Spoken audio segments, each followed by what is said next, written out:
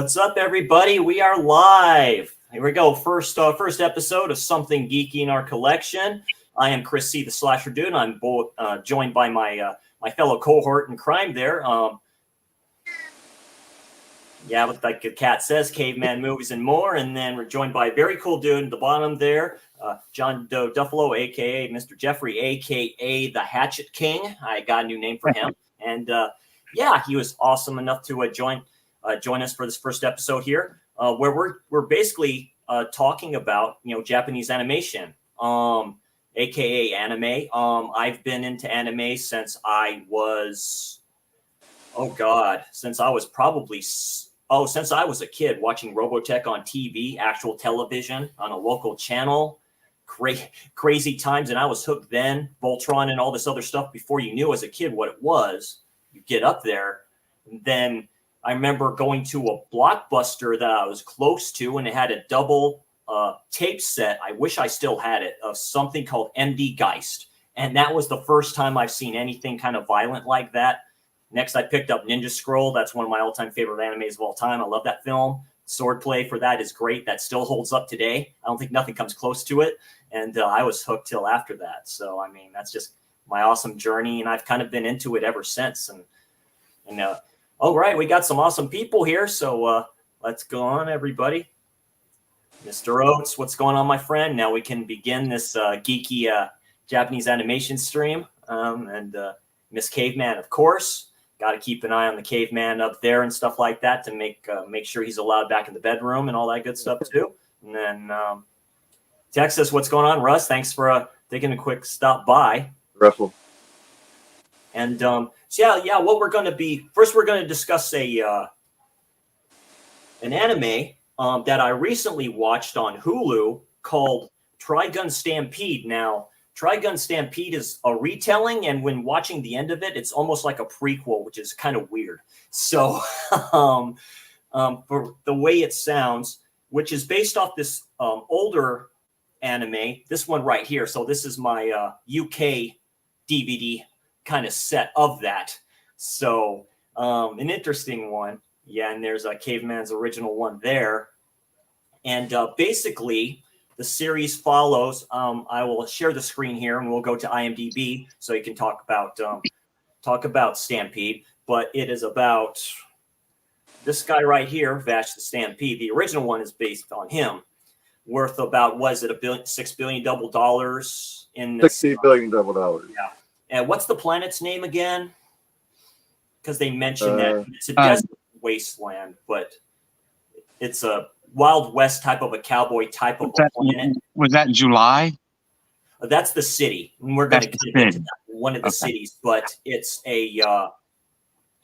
basically it kind of starts out the same way with Stampede. We're going to share the screen here. And we are going to... And Chris... John Doe left the link, Toys for Tots, in the chat. I don't know if there's a way to... Excellent. Yes, very good. He was discussing that with us. Yes, absolutely. Everyone needs the help, and it's it's a great cause, and we want all, specifically the kids nowadays, through my workplace too, as well. We have those too. We give out $10 bags and stuff like that. People donate all year round. But yeah, this is definitely a hard time of the year and stuff like that. It gets colder. And yeah, we want these kids to be happy, man, because every child deserves to be happy and every child deserves to be a good life. So yeah, if you can, just follow that link that Jeff I'll put up there, man, and we'll give some awesome love and cheer and blessedness to these kids. So we want to get them some new gifts, not hand-me-downs. That's right. Yeah. Absolutely. Yeah, and that's what matters. Absolutely. So I just put this up real quick. Here's the poster art, which is basically have two one-winged angels here. And we're going to get to the synopsis of this plot real quick in a second with this. And what makes it a little bit different to me than the original anime, because it focuses more on these two, and they're basically twins, Vash and his twin brother, Knives. Now, Vash goes by Vash the Stampede for a reason. Chaos and death follows him wherever he goes. You get that basically in the only like 2 episodes in, and it's a little bit of different type of a story, and yeah, and we're going to get to that too as you're watching kind of the trailer for that and stuff too. His brother's name is Million Knives. That's not his actual name, and he tells you that in this. So all in all, it's I had fun of it. It's definitely I did have fun at the start. It did get better. It's the same English voice talent for Vash, Johnny Young Bosch. He did the original voice of Vash the Stampede for English. That's how I got introduced to him. If you don't know who he is, he's also the voice actor for Ichigo and Bleach. That's a shonen anime I highly recommend. That's kind of one of the good last shonens I watched. It's just not for everybody. Yeah, Caveman, give me your thoughts on this. Well, I think it was interesting. We talked about it offline or whatever, and I think you're very much right. It's kind of like a Cain and Abel story. I thought that was a very good insight.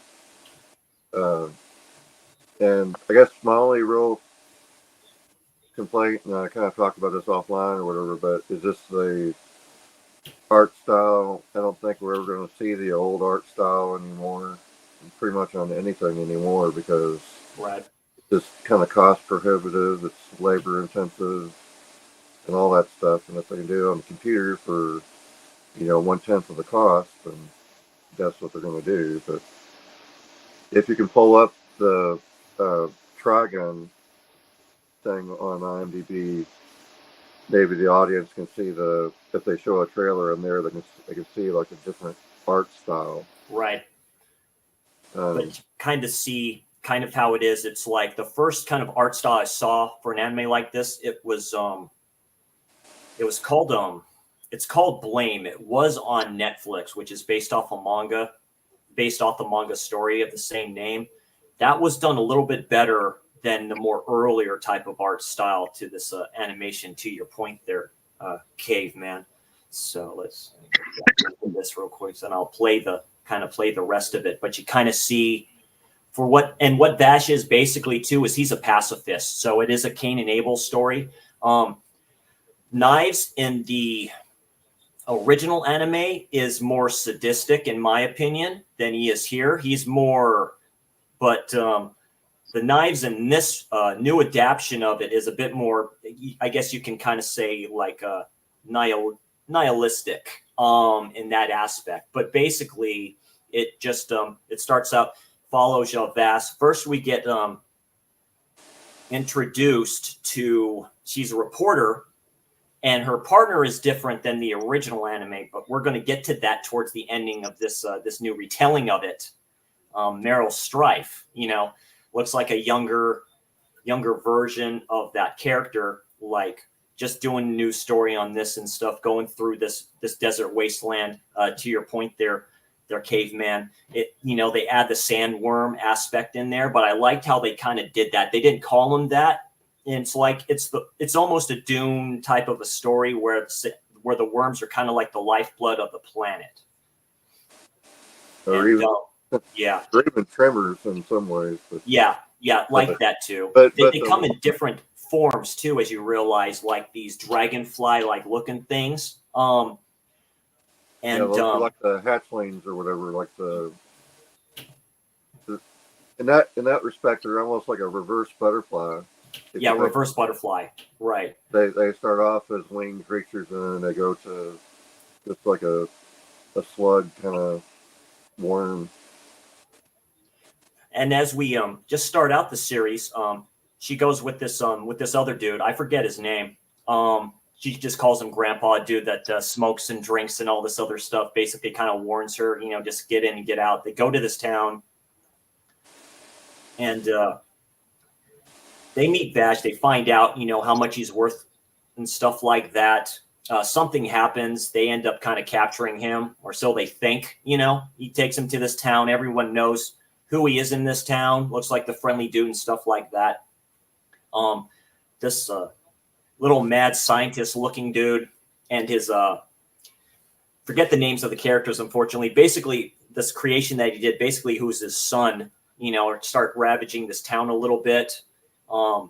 He ends up stopping that, kind of rescues them, befriends them, and then you get introduced to Knives like basically 3/4 of the way into this episode or the next. And just a dude in a cloak playing a piano, just doing his stuff.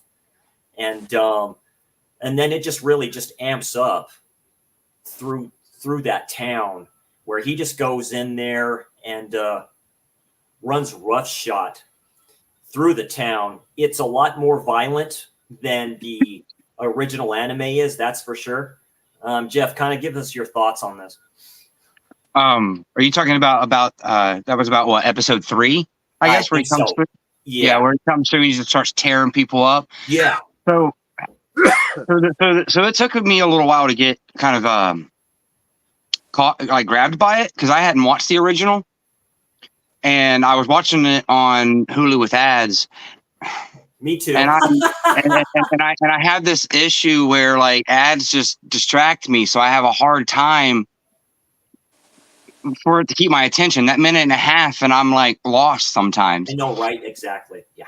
But I had a buddy that let me use his Hulu without ads, so I could push through the rest of the series today. Very nice, very nice. Because that was a lot of time I saved being able to get past those. Oh God, yeah. But episode 3, even with the ads, that's where I was like, I was on the edge of my seat on that, because he just started tearing up, and there's body limbs going all over the place and blood just flinging. And I was not expecting that. Yeah, because it wasn't like that the first 2 episodes. It was real kind of, it was like pretty much every other kind of the beginning of a start of a story, you know, typical tropey type of stuff. That's what I liked about it. It kind of turned it on its head. Children die in this. I mean, make no mistake. Yeah, children die in this. A child does die in this. Bash knows it. You know, I was watching the original anime. He knows it. He knows what to do. I mean, what a great character. And, you know, he knows to leave. Where you basically find out it's not all him. That's why he's wanted. Like wherever he's at, destruction and death kind of follows. But then you realize it's not all him that's doing it. You basically figure out, yeah, it's his brother Knives, Million Knives, that's doing that. And the episodes to follow, they go to this other town, which is abandoned, of course, with Bash, which is very interesting with the original anime too. He goes here, but he's been here before. You kind of don't know that with this episode. It's the first time you see it, you do not know. This one works in past tense with the scene with the child, and who I'm thinking is his mother praying to this man that's talking on this radio to repent your sins and all this other stuff too. There's a symbol there that looks like a cross, but it's not. And then that kind of got to the point for me. I'm like going, oh, this dude Knives is really putting his own religion into this world. You figure out about that later, of course, like that. They give good info on those 2 characters. And it's this monster thing with a skull that's going, you know, skull kind of in this, like this helmet, looks flipping awesome and destructive with these Gatling guns on each arm just chasing him. He won't take him out. But real quick, this is where we get introduced to Wolfwood. I almost didn't think he would be put in the series. Almost, I was wondering. I'm like, oh, what's up, Nicholas? You know, it's like there he is with his big cross. And he might be my favorite character. Oh yeah, in the original anime, he's my favorite character. I love Wolfwood a lot. It's the same type of scenario which you get through real quick. You figure out that. Well, first off, going back to the episode where that other town was basically run roughshod, it looks like, so they introduced some characters here that are on Knives' side. So you think. Some don't make that big of an appearance, which kind of disappointed me, one I will get to in a second, that go there. One of them being like this doctor scientist. Another one being this young girl that looks like a vampire. Now, you don't know a lot about her at the start, but she looks familiar. She does. She looks familiar. You'll figure that out later. And they take what is called a plant, because that town's plant, going back to that episode, is having trouble and stuff like that too. And that's the first time you see Bash go up there to the plant, and he knows what it is. He knows how to take care of it and how to fix it, which is kind of trippy with this story. And then that's when Knives comes. He takes the plant. That's basically what Knives is doing in this series. He's getting all the plants, because the plants are the power source of this world. They keep towns going. What is interesting though is they don't show until like a flashback until like episode 8 or yes, whatever, that he's, as a child, that he's able to communicate. Communicate with them. Yes. Yeah. I was really kind of impressed with that, and basically taking the plants. Well, he go into this town and this big gigantic monster going after him. The one other reporter mentions a story, basically a boogeyman story. Turns out it's that beast right there. Then you figure out that, because this episode works in past tense. It shows it from the child who met Vash. I forget the kid's name. Meets him, takes the kid back to his mother, because he asks, "Are you like running away?" And he's like, "No." Brings him back. And then it goes through the flashback of how that kid became that monster that you see. And you're like, oh boy, shows the scientist, shows what he's doing, all this other stuff too. That's the first time you kind of see what Knives and his crew are doing to these people, right? You know, the doctor makes a comment in, oh God, like a few of the last episodes, that it's like, you were all sick, you know, having the God complex. It's like, I'm saving you, I'm making you better, you know? Right. And that's what it was with that kid. The kid was sick, he was dying. He had like a blotch on his eye. He says, you know, I can make you, I can cure you, make you better. They go through that. They go through where the two reporters go to the house that he was in. You knew what happened there. That's the messed up part about it, you know? And Wolfwood makes his appearance in here, and he gives no shits and he gives no fucks. And he just, like, you know, decides to end that real quick and stuff like that. There's a good scene between him and Bash. I like the chemistry. I've always liked the chemistry between the two characters. It's so good. Just to answer Reed's question, this is considered to be a prequel to what. Because that's what I was going to ask. It's a retelling and a prequel, kind of, considering when we get to the ending of a couple of names that get mentioned, and where there could be a second. To me, they could do. There's an opening for another season. You know what I mean? They go by seasons for some reason, but we can see about that. Thank you, and thank you for joining, Reed. I appreciate that. That's what I was wondering too, because I had never seen the original. Right. I haven't watched a lot of animes, but like one of my favorites is Full Metal Alchemist, and they did the same thing by doing Brotherhood. Right. So I was wondering if it was something like that, where it's kind of retelling the story in a different pace, more, and maybe in a bit of a different order. Yeah. So it's more in line with the manga. Yeah. I mean, I'm going to be honest with the chat and everybody, is that by far, if this series interests you at all, a must-watch is the original Trigun. Yes, absolutely. Because it's not only I really enjoy the art style, but there's a lot more comedic, kind of like off the wall comedic tones to it than what is in this. That's what I was going to ask you, to go through these other pictures.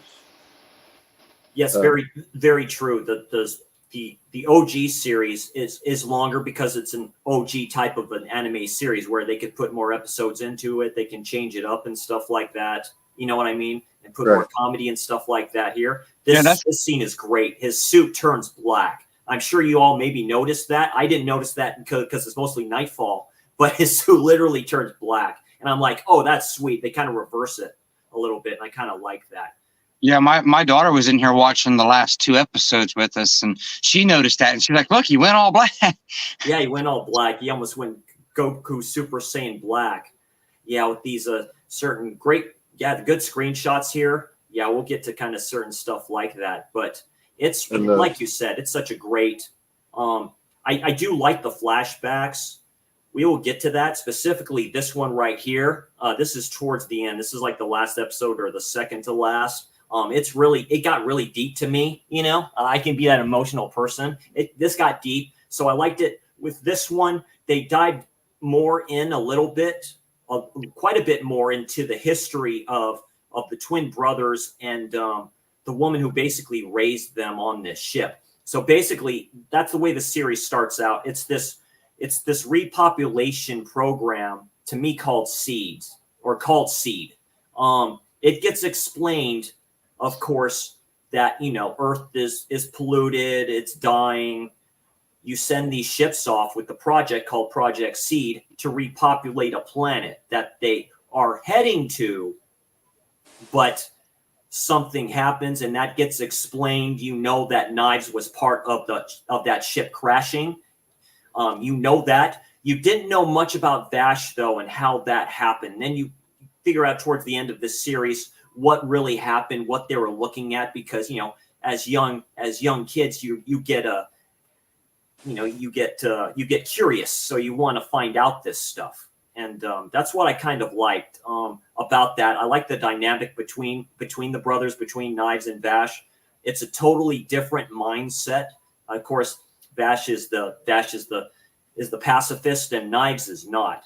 Vash even mentions in one of the episodes, it's like, my body just acts on reflux before I can even think about it. You know, I just can't do it because I've seen so much death. I just can't do it. So I don't see why, you know, and explain that. And Wolfwood basically tells him that. It's like, going, what the hell are you doing? Why don't you pull the trigger and stuff like that?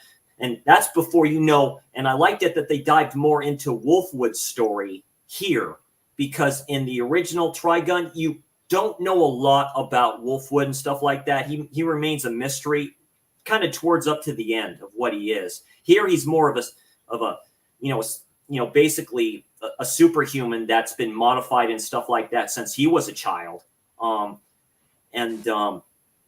It just ends with that, where there's a good conversation between the two and stuff like that. It says, you know, I had no choice, right? Basically, it was a mercy killing. I put the kid out of his misery, you know? So it's like, there's no issue with that. You know, it goes on to the next, where we get more introduced to the Caveman's points to the sandworms of what they are. They're like in this desert and they get swallowed by one. That's where the older reporter mentions to Wolfwood in general in this direction. He says there's supposedly been somebody around here that's been able to control the worms, who's able to, you know, almost like a Mohadib type of a concept, if you know what Dune is, like that, being able to control the sandworms. There's this child that's with them that gets swallowed up in this huge creature with them. They actually get out. They go back in there to rescue the rest of them and stuff like that, and rescue the child. But then it turns out the child is basically the one that's controlling everything, or so you think it's a child. It's basically the queen worm of everything. It's basically that planet's, you know, and the creature mentions that, says, we were here before you all showed up, you know. And I kind of like that scenario. Basically, it's that character that's not really a villain. It's just there to kind of watch to see what happens, and all this other stuff too. So I like that episode. It kind of introduced some stuff. Sure enough, they get out and something happens. You see Wolfwood sitting by himself, and she's there. And basically, you kind of figure out, okay, so they're kind of going that same route that they did with the original series, that it's like you think Wolfwood is working for Knives, but then you figure out kind of later that he's like, I don't want to do this bullshit anymore, type of a thing, you know? He's known as the Punisher, which I kind of like. They call him that. Yeah. Yeah. Yeah, because somebody had caught that name, and I looked over at my wife and I was like, so he has 3 names. I like the Punisher. I'm going to stick with that. The Undertaker. I mean, that's what Meryl calls him. You know, Undertaker and stuff like that. There's a funny scene when they introduce him, right? He tries to do his Holy Mary, Mother God type of a thing. He puts the cross down. Figure out it's a basically badass weapon. We'll scoot on a little bit farther where they're basically heading for July. July is the third city and the largest city. There's more about July than you kind of realize at the start, then you figure out what July is. So basically July is the city that was built around the spacecraft that was basically that crashed, one of the many pod spacecrafts that crashed that Knives and Vash were in. It's called July. They have basically when Knives basically takes all the plants are used to power that city because the plants are a power source. During the flashback scenes to Guy's point, Caveman's point, there is a scene where one of the plants is kind of dying. They don't know what's going on. He goes up to it. He puts his hands up there because actually it's the plant that's in the train that the psychic who is in the original series, and I like him in the original series because that's what he is. He's able to manipulate stuff. He's able to move stuff, and he's only in there for like 2 to 3 episodes, and then he just leaves. Now, tell me if I'm wrong, but I feel like so I took a little bit of a break. I watched the first 6 episodes, and then I watched the last 6 episodes. But I mean, I didn't start watching them until last night. So, Right. But I just took a few hours in between. But wasn't it about that time that they talked about them being plants? Because Yes, I feel like I didn't know that until like episode 5 or 6, and then that's when I really started getting into it. I'm like, oh, so they're like they did hybrid that plant, myth and stuff plant like humans. that. Yeah. And, So- and it felt to me like that was in the second half. And the second half of I guess, is it just going to be a series or is it a season? I think it's just the series if they want to. It's like they do that now with a lot of newer stuff, anime specifically. They'll do like 12 episodes because you can't go that far anymore with a lot of stuff. They won't let you kind of go like 24. So I think the last 6 episodes really pay off for the first 6 episodes. They do. Big Very, time. very well. Yeah, very well. They explain basically there's a flashback to both of them as they do a flashback. Basically, it's in a full episode after the ship crashes. Basically, Knives states the part to Vash is like, "You're my accomplice. You helped this happen." You know, Knives does admit, "Yeah, I changed the course of the ship. I did that," because they, as children on that original ship, find something in the room of that one, the mother figure that's taking care of them. And you see with earlier episodes, you see a picture of the doctor, the good doctor, as I call him, next to a child, has him, by the shoulder and stuff like that. And that happened. And that to me is, I think, the original test subject, because you get introduced to the fact that both Knives and Vash, they are technically clones, but they're not, because they're a hybrid of human and plant. Vash is more human, but he has the ability to communicate with the plants. Knives, I don't think does, because he didn't know what to do. Basically, after the ship crashes, he leaves.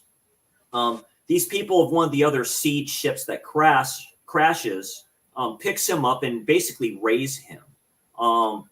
Because there's a scene where he wakes up in modern times and stuff like that, and he realizes that the prosthetic arm that he has been fixed. Well, that episode explains that, where he gets picked up by these people, by this man and this woman and this crew that run this ship, and they don't know what he is. And that's when you kind of get introduced to that more so that he's a plant. Because the one older dude, Brad, does not trust him whatsoever. There is basically what they call it, like a black box on the ship that they try to decipher of what happened on that ship that crashed. And then he actually ends up doing that when Vash is a little bit older and stuff. But basically, there's a scene where the plant is dying, basically, or something's going on. We don't know what to do. And they have him kind of in a quarantine space. And then I like that scene a lot where he's like, don't do it, don't do it. It's like going, you know what? She trusted him. I will trust him to take care of this. Takes him out. He does the thing, puts his hands up on the thing. You find out that these plants are like, I almost thought they're like alien beings, but no, they were created, right? Man created the plants. Right. And as a power source, but it's almost a horror type of a story. That's maybe why I like it so much. It gets really dark with what they do. He ends up saving the plant. So he's going to these other places, you know, throughout as he's growing up, basically, which is really trippy. We do want to be careful not to give away the entire thing. But it dives a lot into basically of what they are, and that's what I like about it. But it's definitely a very good, to me, it's a very good Cain and Abel type of a story. I really want to go watch the original now because I haven't seen the original before, so I'm going to be watching that next. It's a great series to watch, but towards the end you'll like it. Specifically, the ending scene between the two is really good. That it leads up to a good climax for that. So, Jeff, I'll be interested in hearing your thoughts on it after you do watch it, and then also after you watch that, you can watch the movie. Right. So because I did see that there was the movie. Is the movie after the original series? No, it takes place. It takes place in the series somewhere. I think a little bit after they introduce Wolfwood. So, you know, you'd have to see it, but it's like somewhere in the middle of the series, I think. Is it worth just watching it after the series? Or I'll watch it after the series. Yeah, I would do that. Yeah. Because it was made after the series was completed. Okay, so there's nothing in the movie that if you don't watch it where it fits into the story, you're confused. Because I know with like Inuyasha back in the day, they used to do movies, and the movies, they were standalone stories, but there were little callbacks, and it was like one season, one movie, season 2, movie 2. And you would have to watch those movies intertwined between seasons and stuff. So yeah, exactly. It's but yeah, like this scene right here. I kind of like the way Wolfwood looks and stuff like that. And you see the prosthetic hand basically of what he has, and you find out about that whole deal and stuff like that. There's a really good episode. It's a good flashback to where that's also the only season that his cigarette's lit, right? Yes. Yeah. It's like, which is interesting. It has a very good, I like the way Wolfwood looks in the OG anime, but I like him here. He has the same type of personality here. I like the glasses. I like the whole aesthetic. I was kind of wondering about that. Can you go ahead and pull up the original Trigun so we can just kind of show what the difference of art style is? Yeah. So I'll bring that up here real quick. Get out of here. And everybody, the Trigun series, the movie is actually available on Blu-ray, but the might let the cartoon run a little bit in the background so they can see the art stuff. Exactly. Just let it go. But you can kind of see the way 90s anime was at that time. Like I said, it's really good, but you kind of see the difference here of how he looks. And I really enjoy this art style so much more. Oh yeah, I love it. Yeah, and they just showed a clip there to one of the last episodes. But it's really. But the series is, as far as I know, the original Trigun series is only available on DVD. Only available on DVD, and that was released through over here in the States, Bandai Entertainment, which no longer exists now. This has Funimation's damn logo on here. Excuse me, but Funimation's Funimation. But so I guess that's Sony now. Yes. Yep. And I can see them re-releasing this on Blu-ray. I would pick this up, a collector's set. on Blu-ray. They can kind of did with another series that I highly recommend called Outlaw Star, where they did a tin of what Outlaw Star ship looked like. I liked that idea. That was a very good set. That was a Blu-ray set that they released under. Well, you could get it like through Amazon and stuff like that, but also through the defunct rightstuff.com that's become Crunchyroll. Basically, they just consolidated basically their releases. But yeah, it's really. But yeah, just really good. It's a good OG series, and yeah, it just follows that thing. But like you see the comedy here, but they go kind of more into what Vash does throughout this world and stuff like that, because he goes to different places and he knows things that the people of the planet don't know. And that was really cool introduction to him originally, because you're like going, well, who is he, right? Because I kind of like that mystery about it. Like, who is he? You know, we got some more people on the chat joining in. We do. Let's get it on here, because I see. Well, Wrangler, what's up, my friend? He likes anime like the rest of us too. He's mentioned some interesting stuff from Madhouse Studios, so it's very cool to see him in there. Hey, Dirk, thanks for joining, my friend. This may be interesting for him and stuff like that too. He likes Dirk. The Giallos and all this other greatness that I like as well, and slashers, of course. So, you say the new season is bloodier than the original, or vice versa? Yeah, Stampede is more bloodier, definitely. Because Trigun was more of an anime they put on TV, you know, because Japan specifically in the 90s and stuff like that, they could put, I know the laws have changed. They could put stuff on TV, you know, they could put stuff on different times of the day, which is, you know, they could be like a bit more extreme and stuff like that too. Yeah. While Ranger's saying hi to Jeffrey over there. So yeah, thank you all for joining. I really appreciate that. 8 people, man, for this niche cult type of genre that we love so much. So this new one, is it streaming only, or are they playing it like on Adult Swim on Saturdays, or did they do any of that? They used to do that when this got popular. That's what got Adult Swim and Toonami popular. Yeah, but I mean, Stampede. Are they playing that one on TV, or is it streaming only? I think it's streaming only for what I've seen. Yeah, I haven't seen it on anything. They may have put it on Adult Swim. You know, because I don't even know if that's still going on. That's the they still do Saturday night anime. I don't have cable, but they still do Saturday night anime. Right. Yeah. But like you say, I just was wondering, because I've noticed that even over here now, they've gotten a lot more open about what they'll show on TV in the U.S. even. Oh yeah, they have. I mean, the Chucky show enough. I mean, they're dropping they're dropping F-bombs on cable television now. So. Now there's the version there. There's the different. So there's Meryl and there's Lily. Yeah. So this is Lily, and that's from the original. Yeah, that's from the original. They're the original reporters that figure out what's going on here. We're going to hunt this dude down. They're not reporters. They're insurance agents. Yeah, they're insurance agents. That's right. Yeah. Okay. Yeah. And they're just going around. That's right. Thank you, Caveman. I haven't watched the series in forever. Well, but yeah, they're going. Go ahead. That is what is kind of interesting, or a vast difference between what Stampede is and what the original is, because how these two get involved with Vash is he's always like we said earlier.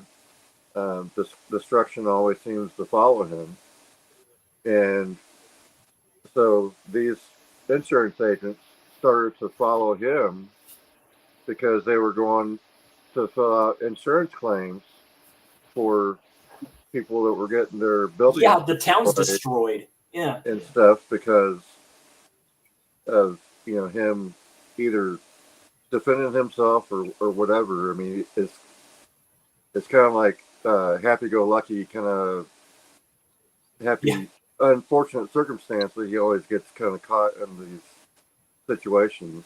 He looks to be clumsy, to your point, Dave, man. He looks to be very clumsy until he gets serious. That's what I like about older school animes like this.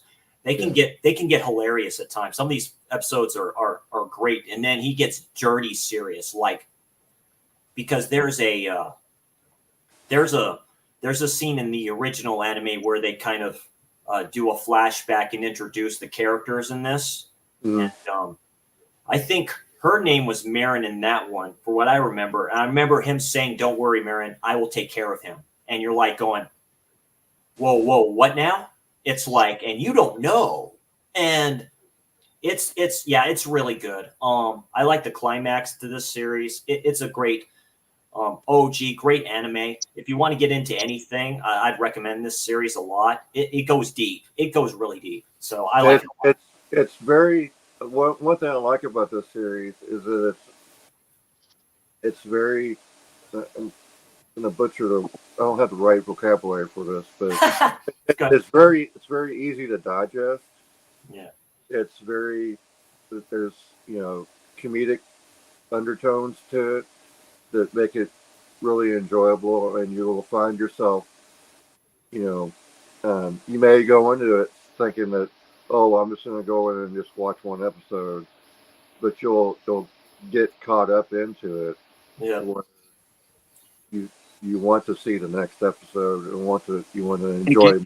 It goes from I'm just gonna watch one episode to just one more episode, please. Just one more, please. Yeah, it's like chips. You can't have just one, dude. No, it can be a drug. That's why I loved it so much. I mean, back when, when before streaming, before they put this on TV, really, you just bought it on VHS and then you bought it on DVD. So I've gone through all of that motion and stuff. So like that. Whereas a lot of anime, I feel that like the artist in me really wants to gravitate towards anime. I want to consume it. I want to appreciate it. I want to support it. But there are times when you go into a story or something like that, and it's just totally bonkers. I mean, I don't fully understand, what the hell is going on, and some of the ones that everybody will help us choose later on, I know that I'm going to experience some of those. That's what's just very cool about that. Just introducing people to this, and just having the love for it, and it's just great to know that the community is so big that people love the same stuff we do. So it's very very cool. Very cool type of a thing. Gonna go up and chat here real quick. Not really. Let's see. Because what is that? You see, they just announced Paprika. I have not. I have Millennium Actress. Paprika is from the same director who did this one right here, Perfect Blue. Yes, Wrangler. I love that film. I have the Steelbook Blu-ray of that. I also have the DVD of that. It's a thriller, but yeah, it's a giallo-esque type of an anime. It's the only one of its kind. Perfect Blue follows she's an idol singer, who's being stalked by somebody. There's some good scenes in here where you're thinking, is it this person or if it's somebody else? That's where the giallo-esque type of stuff comes in there. It's a very good thriller. I recommend that to everybody. You'd like it a lot. Dragon Space Western, love that show, and Cowboy Bebop. Yes. Yes. That might be mentioned here in one of the piles, possibly. Like I said, I would add Outlaw Star to that. Outlaw Star and Cowboy Bebop are in the same universe. You don't know that at the start of those series, but you figure it out later. So, yeah, very cool. So, yeah, Wild Nose and a few others. Like I say, Reed watched some of it. So, yeah, all good. Yeah, I'm going to have to pick up Paprika if they release that on 4K. That's very cool. They're starting to release some animes on 4K. Ghost in the Shell does not look that great in 4K. The colors are a little wonky. That's all I'm going to say about that. That's one issue with stuff going to 4K, specifically with Japanese animation and stuff like that. The colors can get messed up. It's like or you can get an Akira where they don't even put the HDR on the disc. Oh, yeah, I have that Blu-ray, which is the only way. That set is the only way you can get the streamlined cut, which I have on tape, or I had on tape. That's a different dub than the one Pioneer Entertainment did. because it's a different studios. But they had the DVD of that on that, which is cool. But you're right about that, John. I didn't notice that. Yeah, well, if you have it on 4K, you can get a hold of who did that? I don't have the 4K just yet. I'll say, well, if you get the 4K, you immediately want to turn around and email them and get a replacement disc because they didn't put HDR on the disc. It's a 4K disc with no HDR, but they meant to put HDR on there. So there's a replacement disc program for that one. Right. How's it going, Brad? AKA the dealer, AKA telling me to calm the hell down all the time. Very cool. Thanks for joining, Brad. I really appreciate it. We're just talking about probably like cartoons and stuff like that that are ultra violent that you probably won't like, but we're just enjoying the stuff. I like this kind of original artwork here of Wolfwood on one side and then Vash on the other. Their relationship is a bit better in here than it is in the in the retelling of it, as I call it in Stampede. But I like it in Stampede. I wish that one image was available that sent you. That shows the difference between. It shows you a side by side difference between what Vash looks like in the original Trigun versus what it looks like. Right. Yep. And there's that set that I have and stuff like that. So that's really cool. So you see some of the characters that are in this one that look different, and that's the one I'm talking about up there on our right. That dude's the psychic. That you see. I forget his name, but that's the one. Can you zoom in on that at all? No, give me a second. I'll go back in on it. Let's see.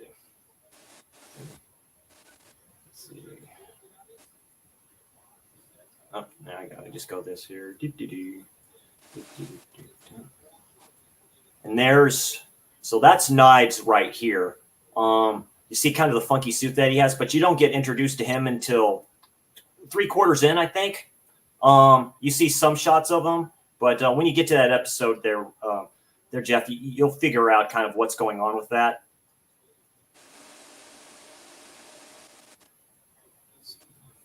And Jeff, if you let me know when you're watching it, I'll watch along with you. Okay. Can't zoom in, unfortunately, on that, but. Yeah, just the stuff that Pioneer brought out on Pioneer Entertainment. That's correct, people. That brought out on individual DVDs and stuff like that until typically came out with a set. So it's Pioneer. It's not Bandai. Excuse me. And there's Knives right there. You kind of see the suit that he's wearing. You see the badass, revolver that they have. So it's more of a fighting, gunfighting type of a scenario and stuff like that. Yeah, there you go. So there's a better kind of version of what Wolfwood looks like here. And stuff like that, and you have the cross behind him and stuff like that, and the weapon. There's a good scene at the end of it. Of course, you have that one right there. So yeah, really cool stuff. So here you go. This is a little bit better with the dude that's behind him. I forget his name because in Stampede they only mention it like a couple of times. He's only in it for what, Caveman? 3 episodes or something like that. Yeah, I think so. Yeah, because he there's a scenario where he's on where everybody's on this huge train going towards the city called July, and he has like telekinesis, psychic powers, where he's able to move the course of this train, this moving fortress, which happens to have a gun that's able to destroy meteors as they fall to the earth. That's why they had it on there and stuff like that, to take out kind of debris like that, to take that out. So it's a cool scenario. But that was my only disappointment with Stampede is they didn't put his character. They didn't put his character in there more. I would have liked it a little bit more because he's really sadistic in here.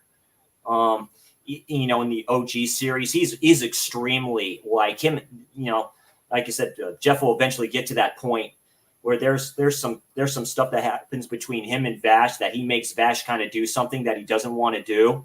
That's all I'm going to say about that, but it's really good. So that's one thing with the newer one. I kind of wanted more on is his character in general. I like that evil psychic type of a character who gave more of an excuse or more of his ideals on stuff of why he was doing what he's doing. In Stampede, he didn't really explain a lot of that. He has that Bible that he shows and stuff like that, which I think is their version of the Bible that basically Knives created. So I kind of thought that was kind of messed up there. So just so everybody knows, I would give like the I would give the original series like a 8 or a 9 out of 10, and then I would give the Stampede series, I give it like a 6 to a 7 out of 10, and then the movie I would give like a 7 Very good. rating. What would you give this series as a whole there, Jeff? I mean, like I said, I don't have a whole lot to compare to. I'd say probably about a 7. Probably about a 7 out of 10. 3.5 out of 5 type of deal. Yeah, there you go. Right. Yeah. But for you, it's mainly just because the first 2 episodes were real hard to kind of get through. Right. 3 really grabs you, and then the last 6 really pay off for the first 6. It does, yeah, because it continues on what you kind of want to see. That's what I really liked about it. Like it's a very good payoff, but it's just a little hard for the start. So that's why I would have to, bring it down a little bit. Right, exactly. But for being kind of giving this like as the last minute kind of deal, do you feel like it was worthwhile, or like 6 hours of your life you're never going to get back, or? I want to watch the original now, so it wasn't a waste, and I'll probably go back and watch this one again at some point, just because, like I said, the first couple episodes were real hard to push through, but now that I know what I'm getting in the end, I kind of want to go back and pay a little bit more attention to detail. Right. Yeah, especially without commercials. Yeah, especially without the commercials. That's always kind of how I am, because without commercials, that's the thing. So first off, I'll give this a 6.5, a strong 6.5 out of 10. So I do like it. I wish it was kind of longer. I wish they kind of maybe drawn it more out. I would like for some characters to be more introduced wise and stuff like that. But it was good for what it is. I'm thinking because they're doing this just to see, because they do this sometimes. Even though it's a retelling, it's like people would be thinking, okay, I've kind of seen this before, to see how that worked out. And I was impressed. For it, so I like it. I do hope that there's a season 2. That would be interesting. I'd like to see where they go with it, considering how the ending went and who they mention and stuff like that too. So yeah, definitely. For the original series,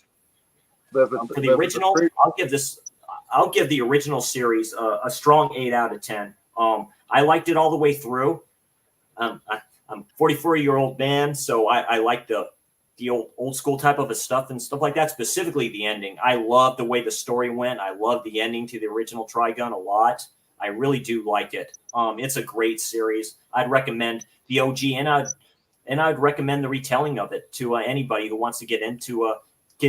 But yeah, I'd definitely check out the OG first, definitely. So, but yeah, that's kind of our thoughts and awesome review here of like I say, of a Trigun Stampede. And this is the Badlands Rumble film. So this was done in 2010. Yeah, so about an hour and 30 minutes. So it's we'll just look through this real quick. So yeah, 60 billion double dollars. There you go. So yeah. So the typical kind of poster, of course, there's Wolfwood there. So you kind of see the difference, and because it's been a long time since we've gotten anything new. Like I said, this film came out in 2010, so it's been 13 years. Yeah. So it's crazy. Good stuff here. But yeah, Meryl and her and all this other stuff too. And it's the original creator, the author, creator of the manga and stuff like that. He likes putting cats and stuff like that here too. So you see this thing right here. You'll see the cat pop up. So yeah.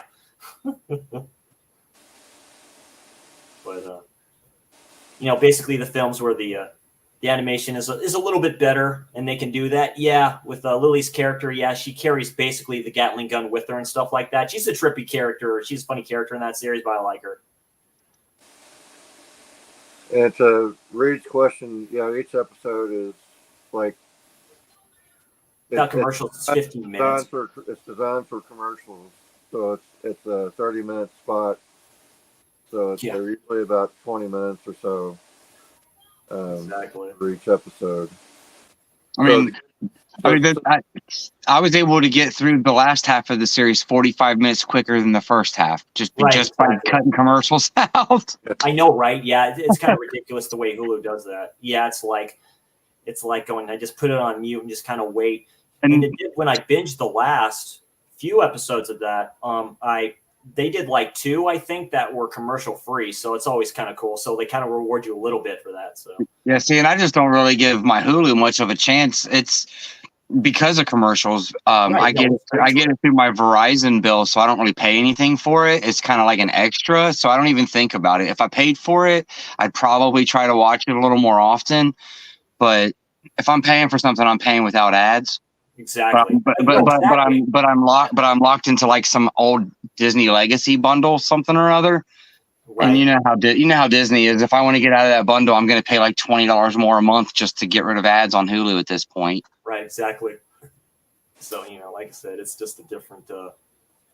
I'll take that money and buy the Blu-ray of this movie. Right. Exactly. Yeah. So it's but yeah, that's it's just kind of what we are. Thoughts on watching Trigun Stampede? Like I said, I highly recommend. If you have Hulu, check it out. If you like anime, they have a few animes on there. But like you said, if you don't have a certain plan like that, too, you get those damn commercials. So 15 minutes becomes 30 minutes.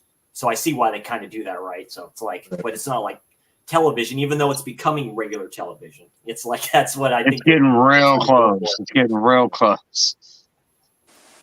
So before we start off, I want to kind of give credit where credit is due. This whole ideal that we have here is kind of stolen off of Gizmo's. Millie, that's her name. Sorry, they say Lily, I thought, but no, it's Millie. Never mind. It's kind of stolen off of Gizmo's ideal about something rotten. Yeah. In the collection. And just one of my experiences on there, and I'm very much appreciative to Gizmo for having me on there, and I'll be on there every single time that I can be. But from the others that were there, they didn't really have an understanding of anime. So that's why I got in contact with Chris and was like, hey, what if we kind of did this with anime? We're not going to dip too far away from that to not, take away from what he's doing at all. But I do want to give credit where credit is due because it was his. Oh, absolutely. Yeah. Because Gizmo, he does like anime too, but like I say, he's a very busy director doing other stuff like what he does and stuff like that too. So, but he's kind of seen some stuff, but like say sometimes he doesn't have the time. To your point, there, Caveman, and yeah, just with anime, but with different types of animation in general, because anime can be very broad, right? Even with other like heck, we can even do like say since it's geeky, like older school like superhero movies or dark science fiction type of stuff that nobody's heard of. You know what I mean? Stuff like that too. There's some we'll talk about that too, or it can kind of change it up too as well once we run out of what the anime that we have to watch. Because I'm just like all you guys here and everybody else here in chat. Yeah, I just buy it, and as a huge anime fan at the time and stuff like that, yeah, I'd pick up literally everything on DVD. Like, and then they started you waited till everything came out. Then they just came out with these box sets or these collections of the whole thing. So, yeah, and it's just a good idea. We don't have a lot of stacks. We stuff like this at half price books, Yeah, exactly. And just we brought our stacks down because he does a total of 5 for 5. So what we're doing here is 3 stacks of 5 each. 2 films or anime films, and then 1 for series and stuff like that. We try not to do something like a big type of series and stuff like that, but stuff which a lot of you will be surprised because there's a lot of heavy hitters here that I have not watched all the way through yet. I'll give that. I've seen like some episodes here and there, but I haven't really dived into watching the full damn thing. So, so it'll be very cool to get into those. So. And also, I think in future episodes, when we have, guests on, Oh yeah, absolutely. I've talked to Reed specifically, and I haven't seen one of the movies I haven't seen yet is Ninja Scroll. And Oh, so when it gets to that point, um, I would like to have Reed on at least for that part of well, the. we can discuss the film. Absolutely. Yeah, absolutely. So I think that it might be a good idea that we continue to have like a talking point of a film, either like Fireworks or Ninja Scroll or something like that. Kind of some short series that we can go That we through. start off with before we dive into everything. Right, absolutely. And we can do some shorter anime series too. There's a few on Hulu and other platforms, even on Amazon, because I do have Prime.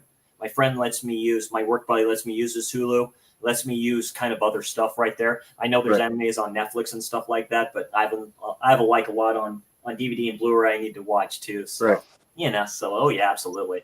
But definitely Ninja Scroll out definitely be a talking point. This is an attempt to kind of dive through some stuff.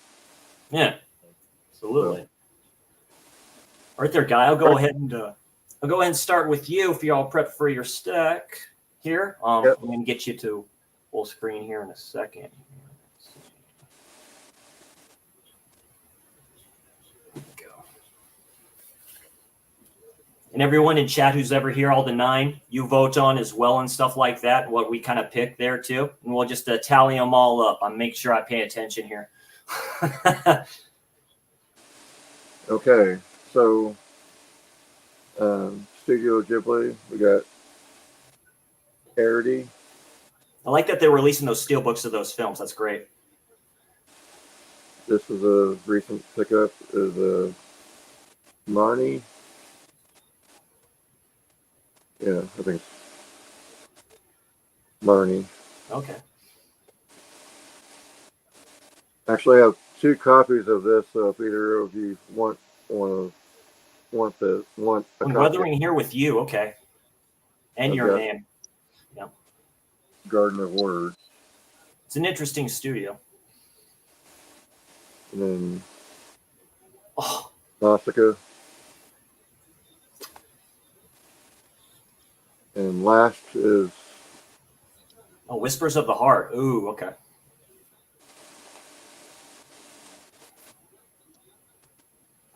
so.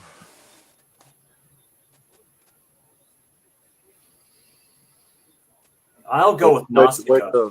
Wait till Yeah, Jeff- no, I'll wait. But I'll go with Nausicaa Valley of the Wind. You need to see that, guy. You need to see that. It's been years since I've seen it. That's a masterpiece from Miyazaki.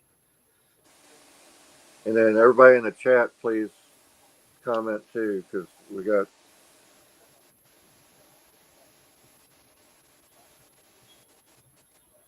Saki.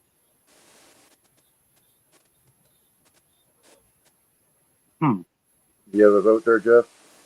I'd say that new Asaki, honestly, that looked kind of cool. Awesome. Yeah. And everybody mostly in chat agrees. Wild Wrangler says Nausicaa and Reed says Nausicaa. So there you go. Perfect. Yeah. Mrs. Caveman agrees like that. You all like that's a beautiful film for its time. That's a masterpiece by Miyazaki. I like it a lot. Very good.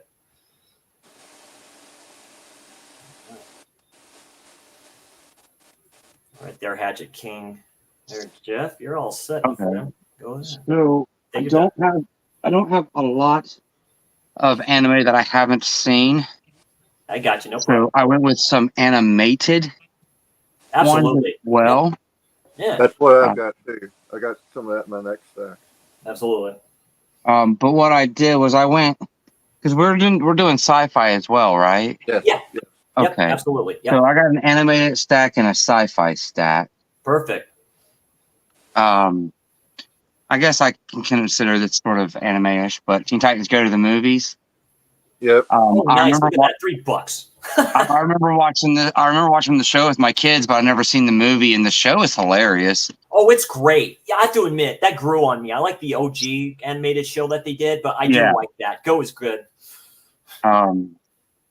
And then a newer one, my youngest loved it. I haven't seen it still yet. Oh, So okay. I figured I'd I pull still haven't seen that that. out. Is that the steelbook? No, it's just a slipcover. No, that's fine. Yeah. And then Book of Life, I had told a bunch of people that I was thinking about watching this, and everybody said that I should definitely sit down and watch it with my kids, that it was a really good movie.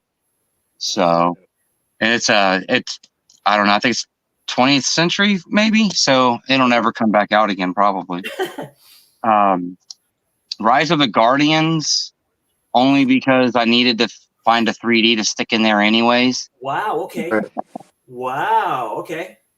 And then the only actual anime that I needed to watch still was Tales of Earth Asia. Oh, let's see. And Okay. this was when Disney still Brought branded that out. it. Right. So because they've since Disney has since dropped their name from this release, and it's just a Studio Ghibli standalone release now. I have some DVD releases like that from them. Yeah. So that's it there. Am I backwards? I'm back. No, you're you're fine. perfect. No, you're You're perfect. Oh, I'm fine. I'll go with Rise of the Guardians. I like that film a lot. Rise of the Guardians. I'm gonna go with Tales from Earthsea because Okay. I haven't seen it. We got Across the Spider-Verse from Reed, best animated movie of the year in his opinion. Wild says Tales from Earthsea. Okay. What'd you say, Caveman? I said Tales from Earthsea. You say Tales from Earthsea? Okay, that beats that out. So yeah, it's going to be Tales of Earthsea there, John. All right. Yeah, perfect. That works out. Works better. Yeah, that does look interesting. I'm going to have to check that out. Okay. Mostly the 3 stacks I have are mostly all anime and stuff like that. So let me go through this real quick. So Spirited Away. This one I remember getting. It's practically junior. It's called Palpri or something like that. It's from a Studio Trigger. So they did a Kill la Kill. That's another interesting type one. The Bleach 4 film collection. I had these on DVD, but decided to pick up the Blu-ray collection. I just never watched them yet. So these are all 4 Bleach films that they brought out through the time the series was going on television and stuff like that.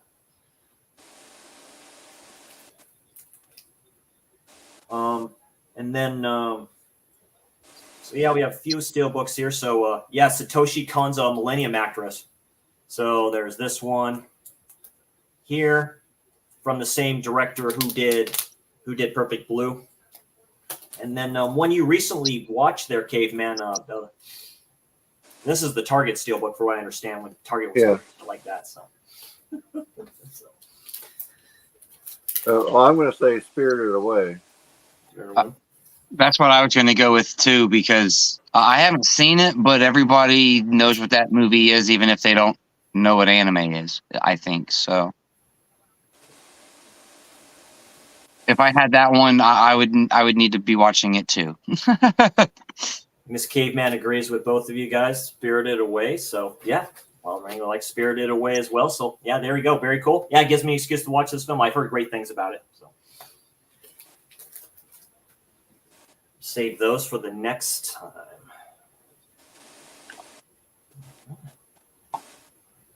Right there, Mr. Guy. Okay. So, Sign of Night. Oh yeah, that's a nice steelbook too. Shutter brought that out. It's kind of like heavy metal a little bit. Penguin Highway. Huh.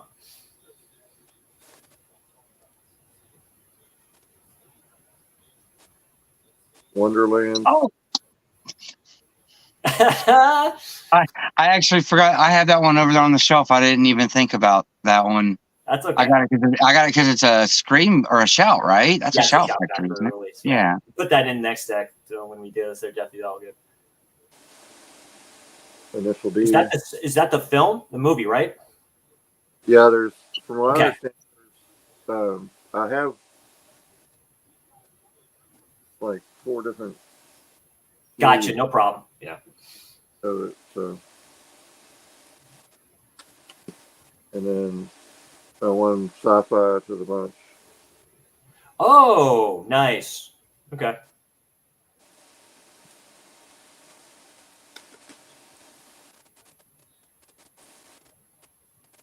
Oh,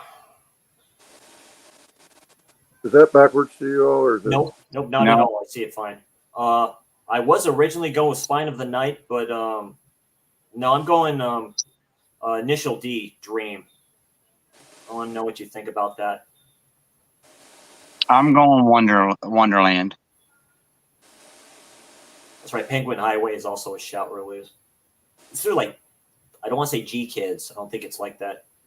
So we got Miss Caveman agrees. so we got 2 more in. We got Spicy says Initial D. So we got Star Galactica. in Says Wonderland and Initial D. So we need a tiebreaker in the chat. Let's see. We got 2 for all 3 of. Yeah. Well, we got 2 for Battlestar. 2 for Battlestar, 2 for Wonderland, and 2 for. I'll agree with the wife. We'll say Wonderland. Okay. Mrs. Caveman's the tiebreaker. She's always the tiebreaker. Fun. There you go. Very cool. That looks interesting. I have to admit, that looks interesting. Yeah, this is a big lot. Thank you. Right there, Jeff. So this will be my sci-fi stack. Sweet. Excellent. Tomorrowland. Who's in that? George Clooney. Okay. So I think there's somebody else too, but I'm not very good with Right. a whole lot of actors' names. District 9. Okay. This is Prometheus. And Oh, the reason why I pulled Prometheus, well, I mean, Okay. 1, it's a 3D, and 2 is I've actually never seen any aliens. oh, wow. Okay. So if I'm gonna start, I should start here, from what I understand. Okay. Like Oh, I remember my parents watching Aliens while I was growing up, but Right. I've never sat down and purposely watched an Aliens movie. Okay. I've watched Aliens versus Predator on purpose, but not any of the Okay. aliens. So I figured I'd start there. You got the Jeff. No problem. I don't know what the I don't know what the heart or what the I don't know what the timeline is for the Alien film. So you're saying that one. Prometheus is a prequel. It's So a prequel. if I'm gonna start with Alien, I could start at Prometheus and then watch Alien after Prometheus. If you want to kind of go that way, yeah. So I figured I'd pull that because I wanted another 3D possibility. Right. We'll see. Yeah, Okay. of course. Assassin's Creed Oh, okay. and RIPD 3D. Oh, yeah, Jeff Bridges and Ryan Reynolds. Okay. And from what I understand, this would have worked pretty good in That Something Rotten too. Oh, Yeah. this is an interesting stack right here, people. Okay, man.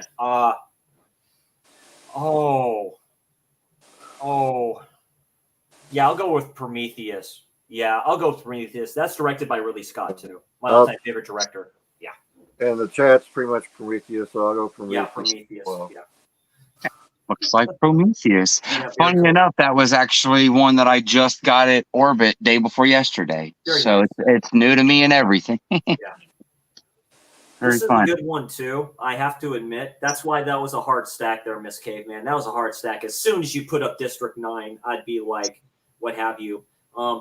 If you want to do it in chronological order, if you kind of want to do it like that, like whatever like that, Prometheus is first, and then Alien Covenant is second. Yeah. People shit on that one. I like Alien Covenant. People shit on that. Jesse Smollett's in there too.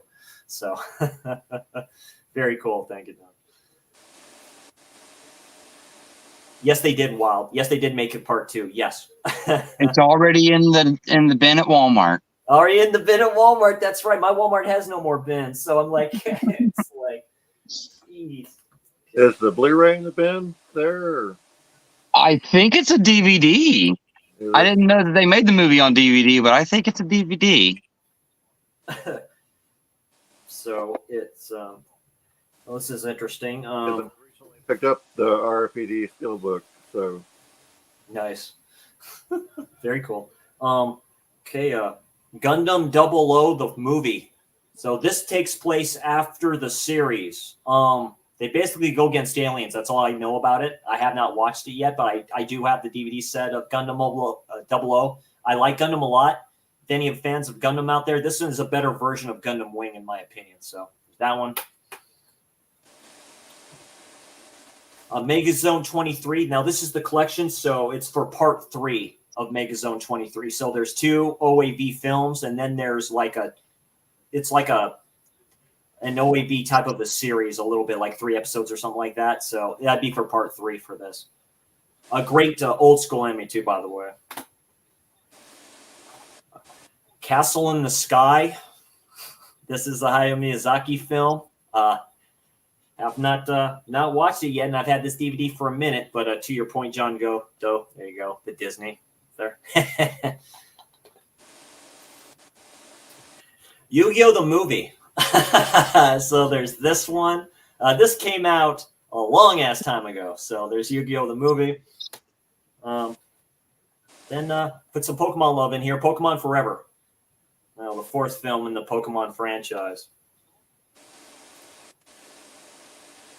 So I'm gonna go Castle in the Sky.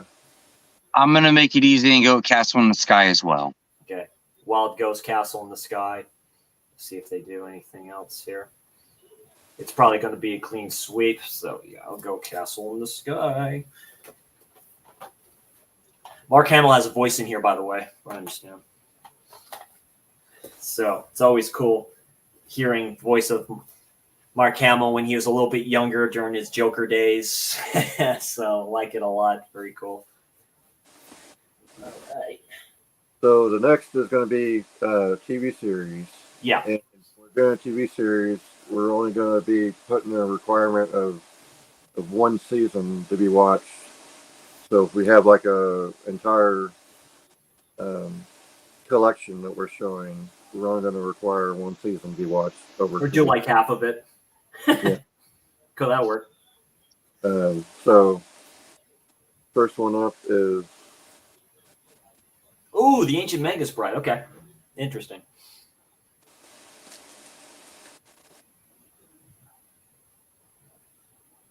Okay.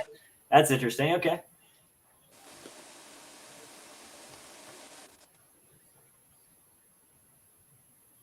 Oh, wow. Okay. Oh, Legion of Superheroes. Okay. and Badlands. I almost picked that up the other day. It was my one that I put back. It put me just over my limit, but I really wanted to check that one out. So, Psychopaths. Nice. Oh, yeah.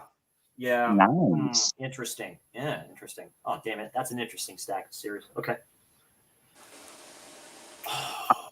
I'm going to go ahead and vote for Into the Badlands, just so that way, if you have to watch that, you can tell me how much of a mistake I made by not picking it up. Yeah, I'll go for Into the Badlands. That has a very Fist of the North style theme to it. It's post-apocalyptic. Anchor Bay released that. That's a rare one on Blu-ray. Okay. So it looks like we got Badlands in the chat too. So yeah, Wild Wrangler went with Psychopaths. I have to agree. Psychopaths, that's tempting. That'll be in the next stack probably. That's tempting. I've heard really good things about that. But yeah, the wife agrees. Spicy agrees. Jane Doe agrees. your wife has It seen is. I've seen some stuff, good martial arts stuff in there. You like that a lot. Very good. Jeff, how's your wife seen it and not you? Oh, that's my mom. That's my mom. And she pays for AMC. I don't, so that's how she's seen it. Oh, that's right. I remember they just put that on TV wise, but yeah, AMC plus. So my TV shows are a nice little mixture of both. This one was on a lot growing up in the Oh house. yeah. I've never seen it, but I recently got it last month or so. So I'm kind of excited to jump into that one. How many seasons is in that set? It's 3 seasons. Okay. Yeah. And it's worth getting the Blu-ray alone because the DVD of season 3 is over $100, and there's and it's half the length of seasons 1 and 2. Like the Blu-ray disc is 4 disc, 2 disc, so it's literally half the length of the first 2 seasons. But the DVD is over $100 to get the 3rd season. Damn. It had a really low print. Yeah. So that's definitely a good box set to get. Yeah. And I believe this is the complete series, but I believe it's just 1 season. The Roller Girls. Huh. Interesting. Okay. So, but I believe it's just 1 season, so I'd watch that whole thing. Yeah. Falling Skies. Oh, Yeah, okay. I've got that series. Now about this, I have no way to watch anything past that, so I hope I don't get too into it. Right. Exactly. Right. Like, damn it. And then this, I believe, is just the 1st season, but it says complete series as well. Unbreakable Machine Doll. And I just thought it looked really cool, and it had a really nice hard box. Yeah. That's very nice. Yeah, those are nice sets. Yeah, very cool. Ooh. So I guess I just did a bunch of complete series. And then I went ahead and went with Swamp Thing. Oh yeah. Because I've not seen it, but I remember it got canceled after episode 1 aired. Like they aired episode 1. It had great reviews. Everybody loved it. Yeah, but the DC streaming service or whatever they had was going under, and they canceled the show after only the 1st episode. So I don't even know how many people gave it a try. I'm going with Sequest. Sequest? That's a Mill Creek release too. I forgot they released. I'll do Swamp Thing. Okay. Wrangler Ghost, Swamp Thing all day. Yeah, it's like a DC horror type of thing. That's based off the graphic novel comics that Alan Moore did. Alan Moore did Swamp Thing. Yeah. A few other good people did Swamp Thing. Wife agrees. Jane Doe does. Yeah, it looks like it's Swamp Thing. I agree. There you go.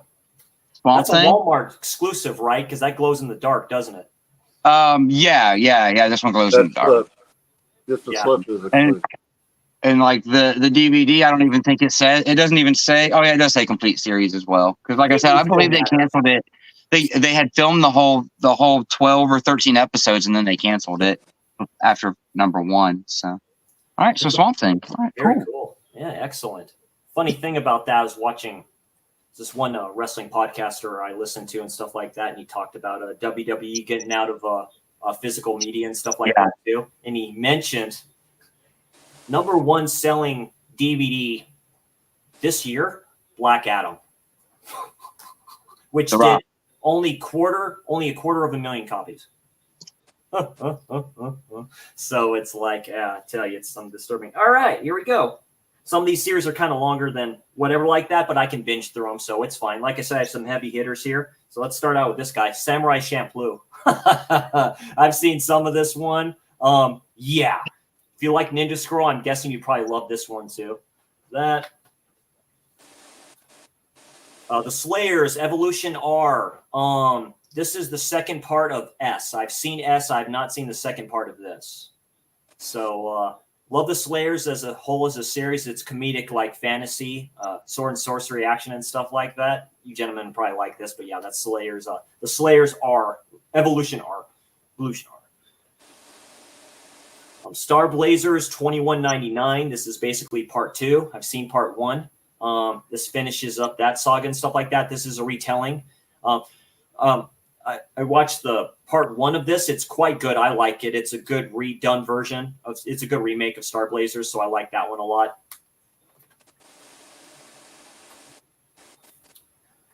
Trinity Blood. It's a vampire anime series. It's the future. This dude that looks like Alucard is not. He's a Krusnik, so he's a vampire that kills vampires, basically like that, or kind of like that. for a little bit synopsis of the series. I've only seen like 1 to 2 episodes, so give me an excuse to finish that up. And last but not least, just for the hell of it to put this in here, and this is a 6-disc set, so there's a lot of episodes, so I can watch half of this. That's the original Captain Harlock. So this is the one that released in the early 70s. It did get released over here in the States as Captain Harlock and stuff like that too. So this was released by Eastern Star too, by the way. They bring out some good old school stuff, so I like it a lot. I love Captain Harlock a lot. Dude, I love that character. Same universe as Star Blazers, or Space Battleship Yamato, basically, made by the same person. I think he passed this year, so...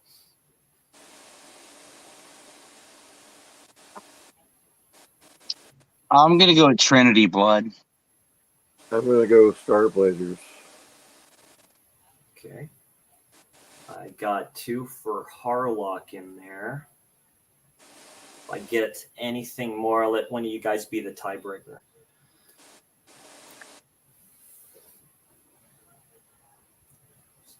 Harlock. Okay, we're gonna go with Harlock then. So I'll check this one out, and like I said, I go through stuff pretty quickly anyway and stuff like that too. So by the time we get to the next episode and stuff like that, I'll definitely get through this stuff here. So, okay. So very cool. Very cool. So, yeah, there, Jeff, just go through a little bit of those releases that you have that you're going to watch, and where you found them, how you picked them up and stuff like that too, and what interested you about them. Okay. So I do that with the three that was voted, right? Yes. Okay. So I picked up Swamp Thing. I mean, the slipcover really grabbed my attention, right? But at the time, the only one that was out before this one came out was Doom Patrol, and I already had Doom Patrol, and I was going to get all of the DC shows. But after I watched the first season of Doom Patrol, I went on and streamed a couple of the other ones, and I wasn't digging them, so I didn't buy any of the other DVDs. Right. But this, I figured it was a good deal too, because it was the whole series. It'd pretty much be a one and done. I wouldn't have to worry about tracking down other seasons. So it gave me a good reason to watch it now. Did you watch Titans at all? I didn't. I didn't watch Titans. I did hear Titans was good though. I heard it was quite. Yeah, I heard it's quite dark. And now all that's on Max now, right? Is that where all that moved over to? It should be on there. Yeah, it is. It's Warner Brothers. It's DC. So. And then this one I just picked up the day before yesterday, mainly because I've been wanting to watch this movie. I don't know, when did it come out? 2010 or 11? Yeah. 2012. So like 10 years ago. But 10 years ago, I was a stickler about if I can't watch it on 3D, I'm not watching it at all. Right. I was very, very, very big into 3D. So if there was a 3D version of that movie and I could not watch it in 3D, I would not watch it in 3D. Right. So that's how I'm so far behind on movies that everybody's seen. So I'm really excited to actually jump into this and start checking out like all the Alien movies and actually digging into them. Because like I said, I've never purposely sat down and watched one except for AVP 1 and 2, because those were the theater movies. Those came out in theaters when I was in high school. So that's what you did on the weekends. I like AVP. I hadn't seen the Requiem, I think it's called. I haven't seen that one. I heard that's okay. Yeah. I've seen the first one.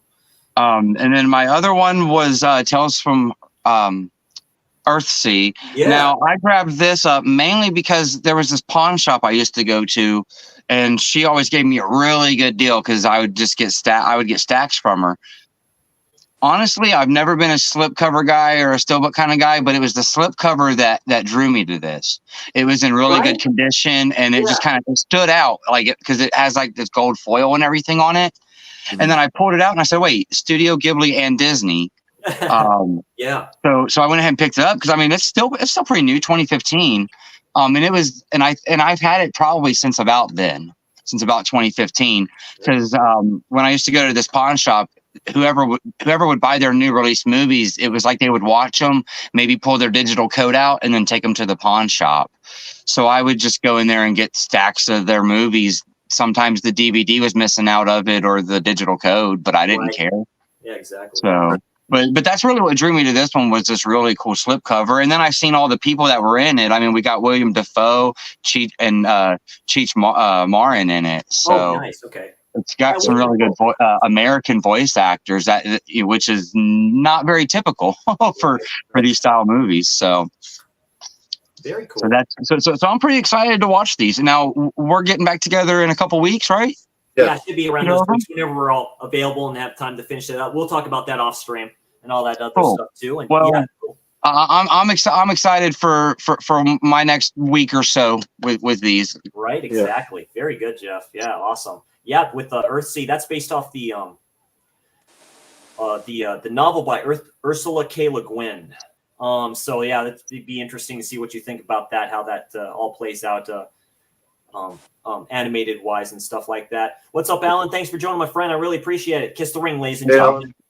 Yeah, very cool to have him in there. Great dude. Follow him, man. He does great content with his bows. So, and everybody in the chat, make sure that you subscribe to John Doe, because I think most of the people in the chat are already subscribed. Yes. And to Chris, but some of you may not have been subscribed to Jeff already. So please. Yeah, I appreciate that. Absolutely, dude. Yeah. So Badlands, there's this series and there's another series that are similar, and I get them confused. So I'm not sure which one I was thinking about when I got this, but yeah, and it was a good price. It's supposed to be really good. I'm gonna be really excited to see what you think about that one. Yeah, good. I'm hoping I'm not smacking myself in the forehead for putting it back on the shelf. That's an Anchor Bay thing release too. That's trippy. Yeah. And AMC when they were making really good stuff. Right. Yeah. Yeah. This was just a Big Lots special, and from I thought it looked like a Studio Ghibli, but I know it's not. But it was cheap enough, and I thought it would be interesting. Yeah. And then I just love Studio Ghibli, and they came out with all these steelbooks, and all these steelbooks were like in the $20 range. So not a very bad price at all for it. That's an 80s film. It's animated. That's cell shaded, like cell shade type of animation, right? Like original animation. That's when they draw it and put it on stuff. That's a beautiful anime. You'll like that one a lot, Caveman. I think you'll really like it. It's very good. It's a beautiful film. All right.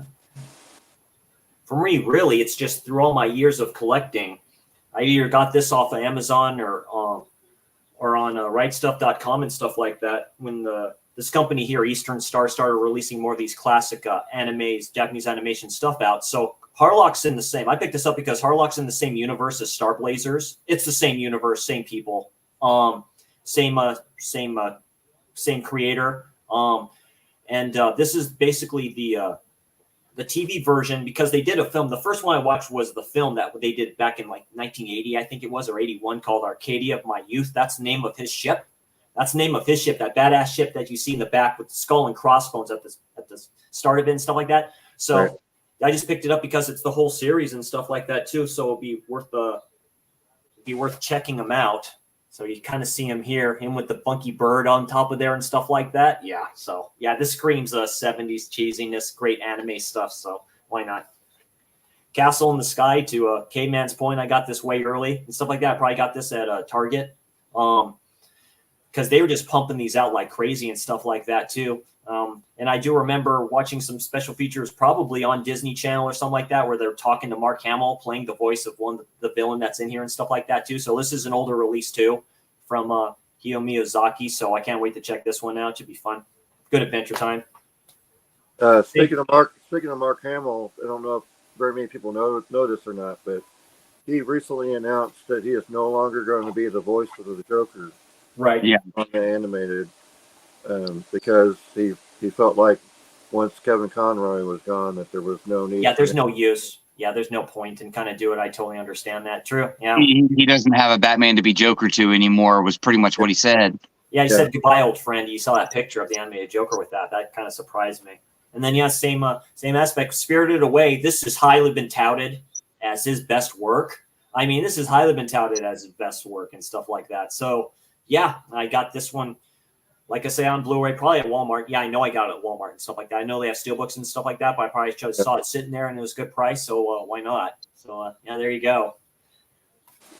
Me and Miss Caveman probably were watching it again because we were talking about that movie not too long ago about that she remembered me making her watch it, but she didn't remember it. So Right. So watching it again. Miyazaki, he's just one of the greatest animation directors of all time. He has to be. He's way up there with the rest of the great ones. So it's very, very cool. Just very all cool to have it. So definitely great stuff. All right, there, everybody. Just first to go with you there, Guy. Tell us about your channel. Tell us about yourself, where they can find you. Well, mainly on here on other people's channels and on Instagram. I'm gonna start making content again soon. That's where I am. But I just gotta get off my ass and do it. But I recently got some from the last stream that I did with you, Chris. That some people reached out to me and had some very kind words and stuff to me, and Awesome, absolutely, very good. Hit me up to encourage me to do more. So yeah, hell yeah. But I'll be on Sunday. I'll be on the Something Rotten with Alan and Gizmo, and from what I understand, Gizmo's this is gonna be the last one from that for a little while because the holidays are coming up and he's going to have surgery in the beginning of the new year. Okay. So that's going to go on a little hiatus. So I'll give us more than enough time to watch everything. That's fine.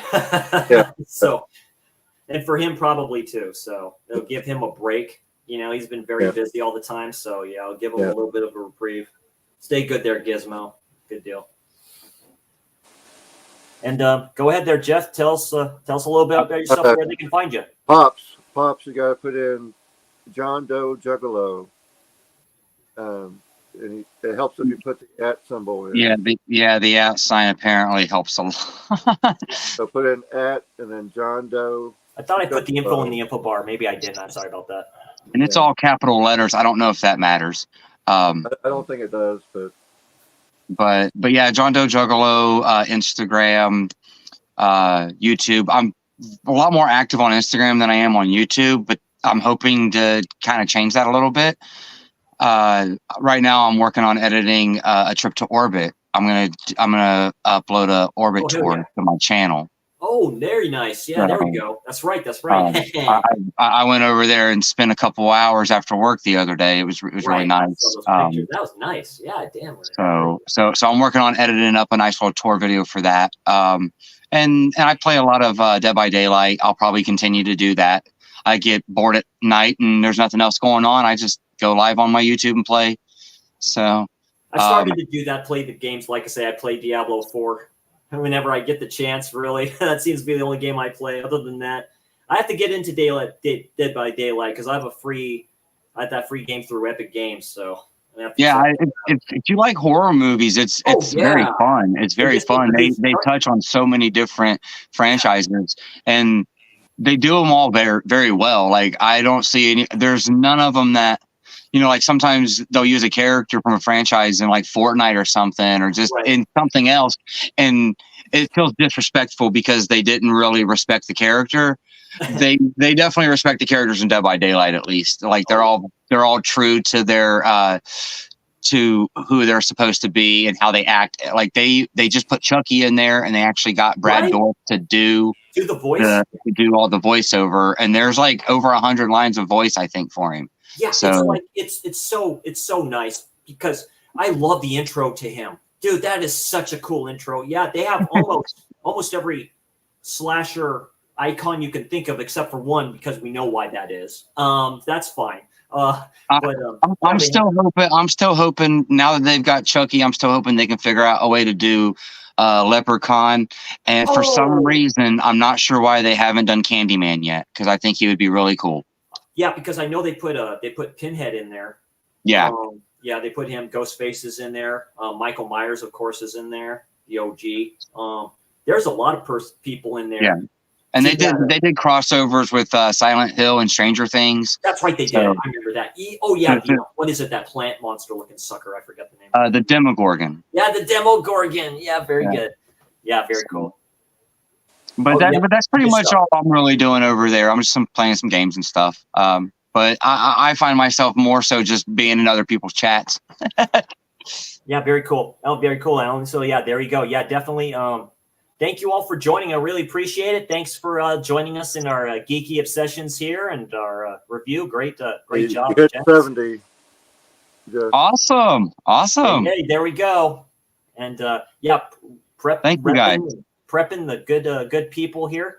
Thank you all, like I say again, for joining. Really appreciate it. Thank you all for picking. Like I say, we got our nice stacks here on what to watch, and reviewed the Trigun Badlands or Stampede, and then we did a quick review on this bad boy right here, the OG Trigun. Great stuff. Check it out. Just love for geeky anime and just geeky everything that's geeky, sci-fi, and all that great stuff. So we'll be back in a few weeks, and of course we'll post that and be ready to go for some fun times again.